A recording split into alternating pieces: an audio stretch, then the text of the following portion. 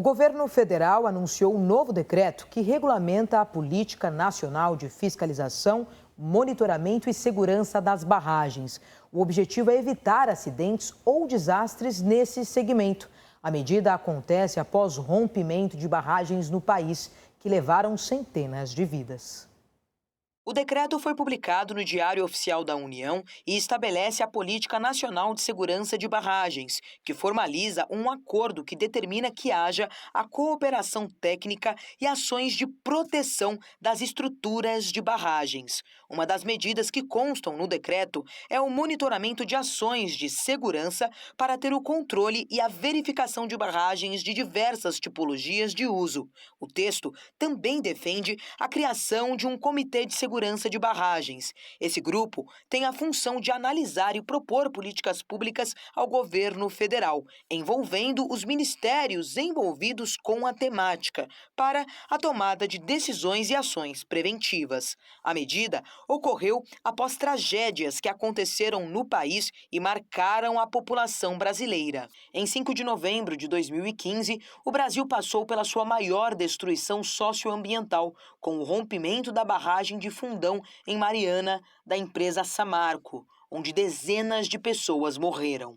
4 anos depois, em 25 de janeiro de 2019, mais uma tragédia, quando ocorreu o rompimento da barragem do Córrego do Feijão, da empresa Vale, que tirou 272 vidas e provocou um terrível impacto social, devido à morte de centenas de pessoas, além de todos os prejuízos ambientais. Agora, com as novas medidas oficializadas por meio do decreto, terá a atuação dos órgãos federais para melhorar os processos de planejamento, execução e monitoramento de segurança das barragens.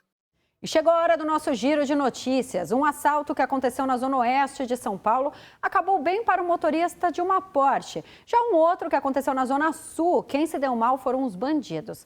Uma manobra no meio de uma rodovia em Florianópolis terminou em acidente. E esse também seria o motivo de um youtuber acreditar ter o direito de parar em 2 vagas em plena época de festas. Acompanhe. Um motorista de 67 anos foi alvo de uma tentativa de assalto em um carro de luxo. O caso ocorreu em Rio Pequeno, na zona oeste da capital paulista. As imagens que viralizaram nas redes sociais mostram o momento da ação dos bandidos e da fuga do homem. A Polícia Civil de São Paulo está procurando 4 criminosos que atacaram e abriram fogo contra o veículo modelo Porsche. E por falar em assalto, ladrões de um carro roubado se envolveram em um acidente no Parque Jabaquara, na zona sul de São Paulo, mas ninguém foi preso. Nas imagens registradas pela câmera de segurança, é possível ver o momento que o carro prata aparece em alta velocidade na Hélio Lobo e colide na traseira de um carro preto estacionado. Com o impacto, os carros foram empurrados para a traseira de um caminhão que bateu em outro caminhão, também parado no local. O flagrante de uma manobra que terminou em um acidente na BR-282 em Florianópolis viralizou nas redes sociais. O acidente aconteceu porque o motorista de uma caminhonete atravessou as 4 pistas da via expressa entre veículos em alta velocidade.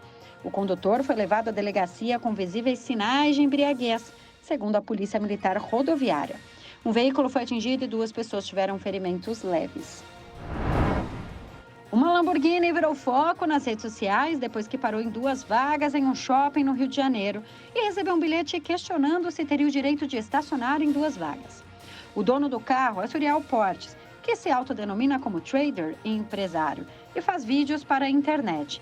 Ele disse que estacionou o carro daquela maneira, pois essa época do ano causa muita correria e desatenção. E esta foi a maneira de evitar danos em um carro que custa 3 milhões de reais.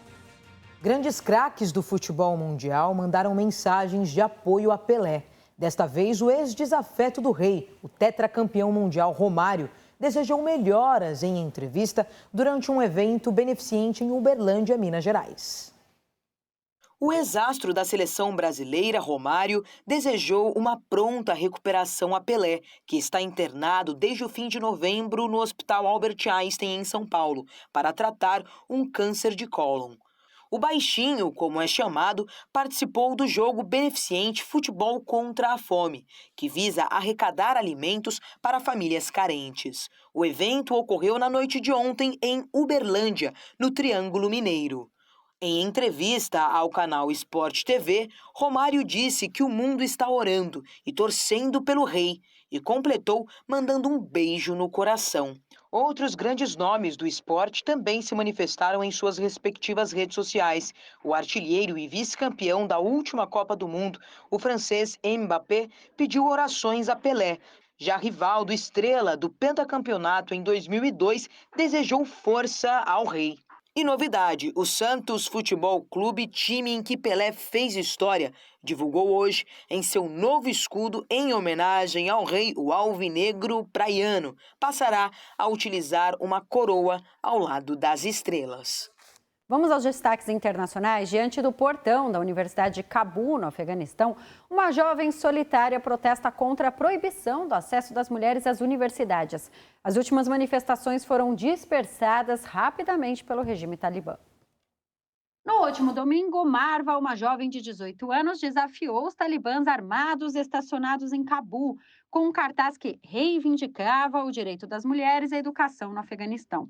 A jovem disse se sentir orgulhosa e poderosa por ter se levantado contra o governo e reivindicado um direito que considera ter sido dado por Deus. Na semana passada, o governo talibã baniu as mulheres do ensino universitário, o que provocou indignação da comunidade internacional. Alguns grupos de mulheres organizaram manifestações esporádicas contra a proibição, mas as autoridades rapidamente dispersaram a multidão. Marva optou por continuar. A jovem visitou a Universidade de Cabul, a maior e mais importante instituição do ensino do país, no domingo. Por cerca de 10 minutos, se manteve diante dos guardas posicionados na entrada do local. As manifestações de mulheres são cada vez menos frequentes no Afeganistão, desde que os talibãs recuperaram o controle do país em agosto de 2021. Os participantes são regularmente detidos e sujeitos à violência.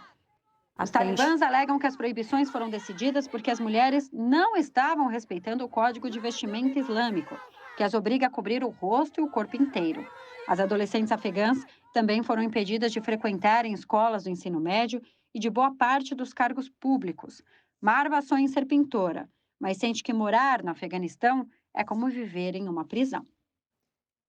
E depois do intervalo, o presidente da Associação Argentina de Futebol garante permanência de técnico tricampeão da Copa do Mundo.